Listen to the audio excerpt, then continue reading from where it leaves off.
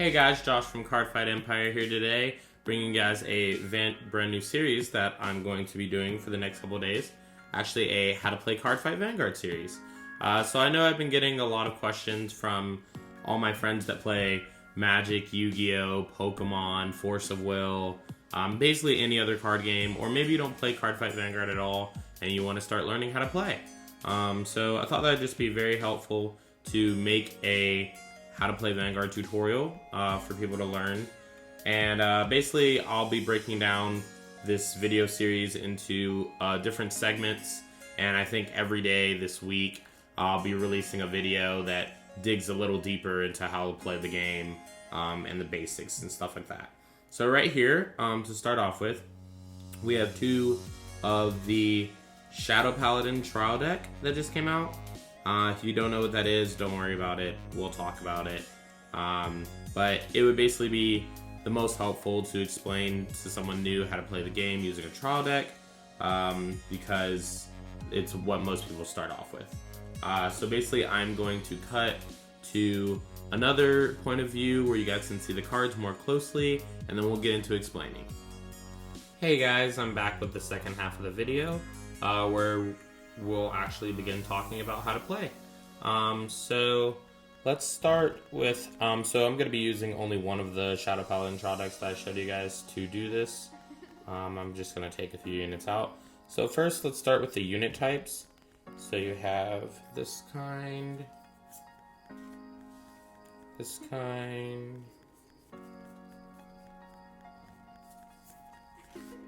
and this kind right here.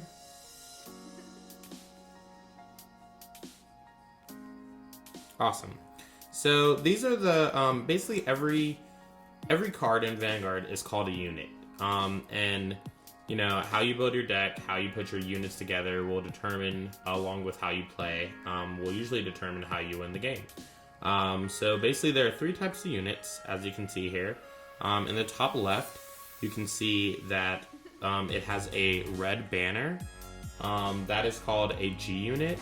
Those are grade 4s, and they're like ace cards of the game. You can see this card right here has a black banner, and basically that's called a normal unit. It's like a basic unit of the game. Basically everything is a normal unit unless it's a G unit or a trigger unit. The trigger unit, as I just mentioned, are the ones with the yellow banner on the bottom, and it has a type of present box in the corner. So basically those are the three types of units in the game, and then we can begin talking about how to read a card. So I'm going to take these back and move this closer. So this is one of the main cards of the Shadow Paladin deck, and it is called Dragheart Luard. So basically we'll start talking about how you can read a card and what you need to know to understand a card. So basically in the black, right here is where it says Dragheart Luard. That's where we'll say the name of the unit. So the name of the unit is very important to know, not just because of playing it, but because some cards will mention exact names, and they will affect the card with that name. So in order for an effect that targets a name to go off, it has to have that exact name. So that's why knowing the name of your unit is very important. So knowing the name of your unit is very important. You have the paragraph, looks like, thing right here. Those are going to be where your card text or abilities are. Keep in mind, some cards may not have abilities on them, and I'll give you guys an example of that. So this is what a card will look like that will have no ability on it. This is a card with an ability. So that's where your card text and abilities will be, telling you what your card can do, and what purpose it serves, basically. Usually cards with no abilities or text are stronger in power, which is this base number right here. This one's 11,000. But usually if it doesn't have an ability, it'll be stronger for what it is. You have your clan. So in the yellow right here, you can see that it says Shadow Paladin. So there are multiple clans in the game. Every deck that you build is a different clan, and when you build a deck, you can only build it using one clan. So basically what clan you use determines how you will play the game, how you will go about winning, because every clan does something different, and every clan has like a niche, so to speak, or something that they do really well. And some people just play clans because they like them. Other people play clans because of what they do fits how they like to play the game. So those are clans. Your race of your card is going to be right underneath the clan, right here. As you can see, this one says Elf. So race is not really all that important when it comes to playing the game, except for there are a few decks that focus around using all cards of the same race, or there will be card abilities that will tell you you can only play a card of this race or something like that, or only affect a unit with a card of this race. So basically that's where race comes into handy. If that's where to find it if they ever start using it more in the future. You have nation. So nation will be this flag right here, this tiny little flag in the bottom right corner. So nation is not really important to playing the game at all. In my opinion, it's very like lore based, like the lore of Cardfight Vanguard, and people that watch the show, that's where nation pretty much comes into handy. But as far as playing the game, I don't think it comes in any consequence. Next up, we'll have the grade. So you can see at the top left of the card, you can see grade, and then you can see a number. So this unit is grade 3. The grades in the game range from 0 to 4, and as you can guess, maybe, is when they go up in grade, they usually are stronger units. So you'll have your weakest units at 0, your next strongest 1, next strongest 2, next strongest 3, and then you'll have your grade 4s, which are usually your strongest cards in your deck. Basically each turn you'll advance to the next level or the next grade, but we'll talk about that when I get into how to start a game and how to play it, all that. So underneath the 3, you can see that there's a little icon. This is called a skill icon. Basically there will be different skill icons depending on what grade the card is. So if it is a grade 0, it will usually have boost. If it is grade 1, it will also have boost. If it is grade 2, it will have intercept. If it is a grade 3, it will have twin drive. And if it is a grade 4, it will have triple drive. And when I get into the mechanics part of my video segment, then we'll talk about what all those mean. Number 9 is going to be, so the next part up is going to be a trigger icon. So of course the unit that I just had up didn't have a trigger icon, which is why I brought out a new card to show you guys.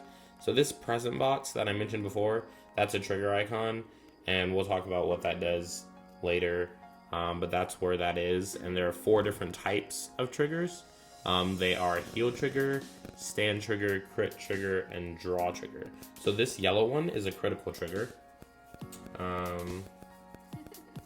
This red one, the red ones are draw triggers. The blue ones are stand triggers.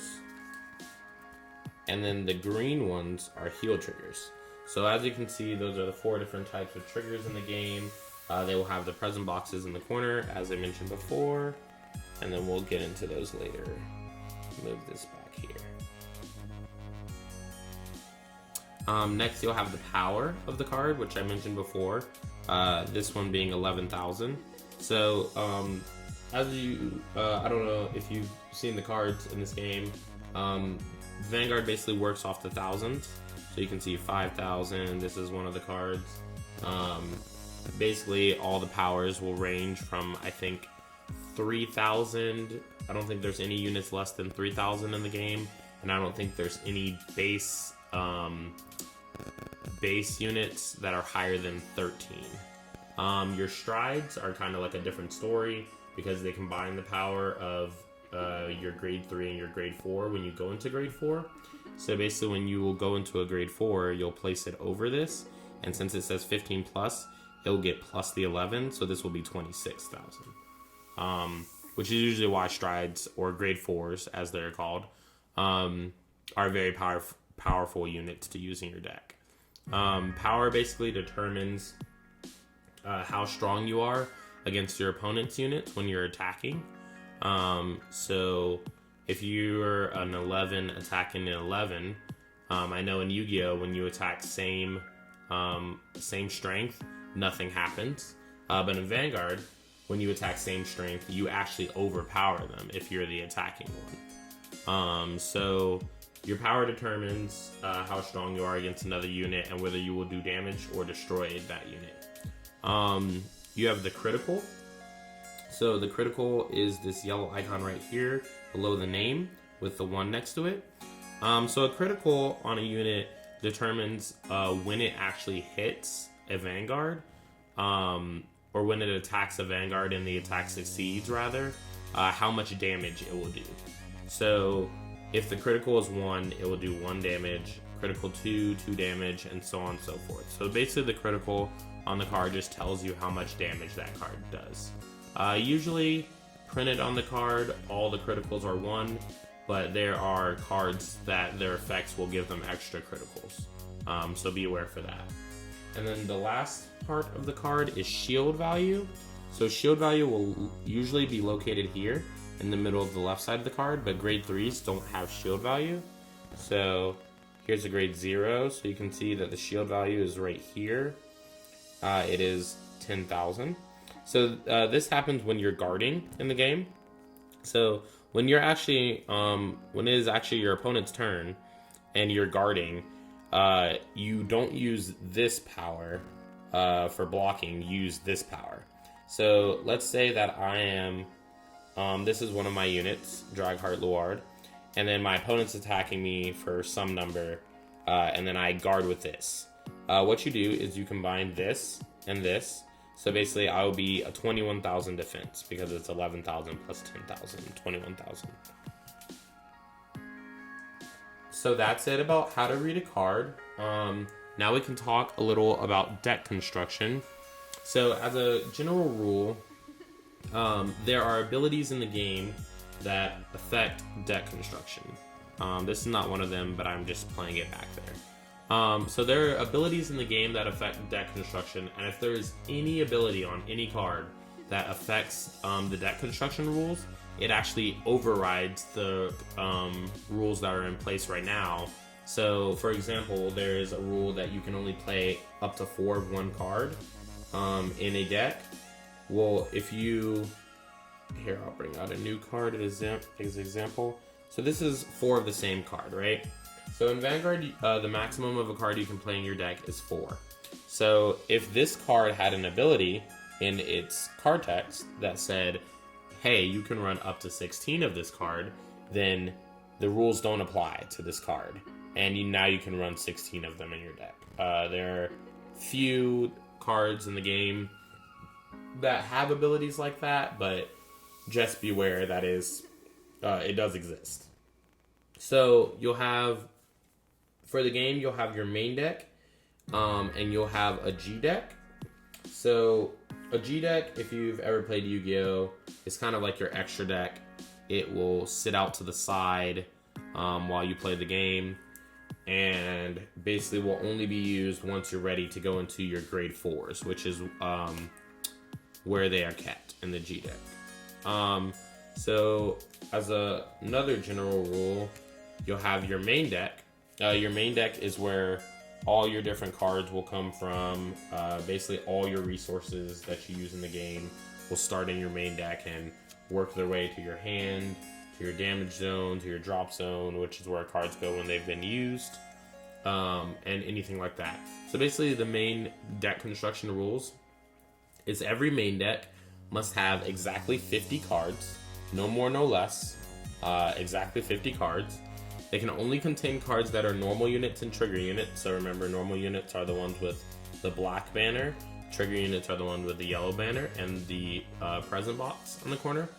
You can only have 16 triggers in your deck. So as you saw earlier, the critical trigger, the 4 types of triggers that I showed you,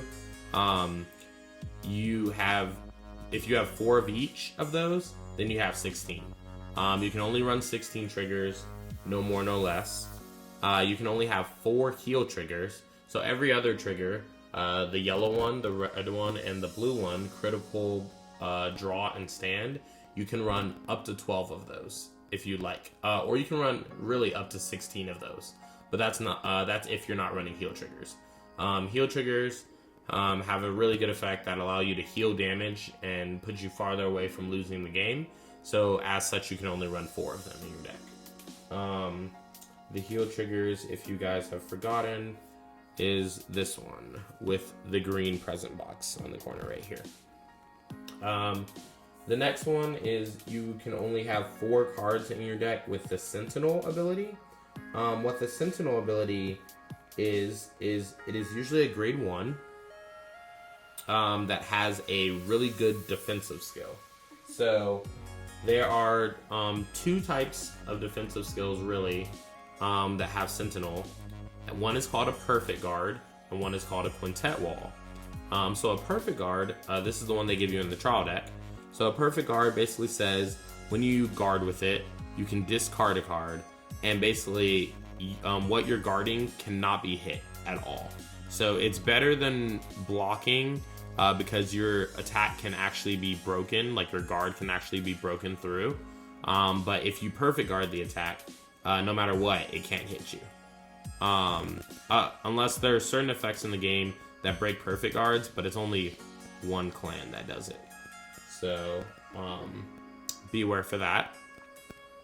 So your G deck, the ones that have your grade 4s, you can contain up to 16 grade 4s in the deck when you're running a deck. The trial deck only gives you 2, so it's kind of confusing. But usually you'll have, if you're playing in an actual tournament and you have an actual deck, you'll have 16 G units, and this gives you options to go into, and usually some decks are based around G units and how powerful they are, as I've mentioned multiple times.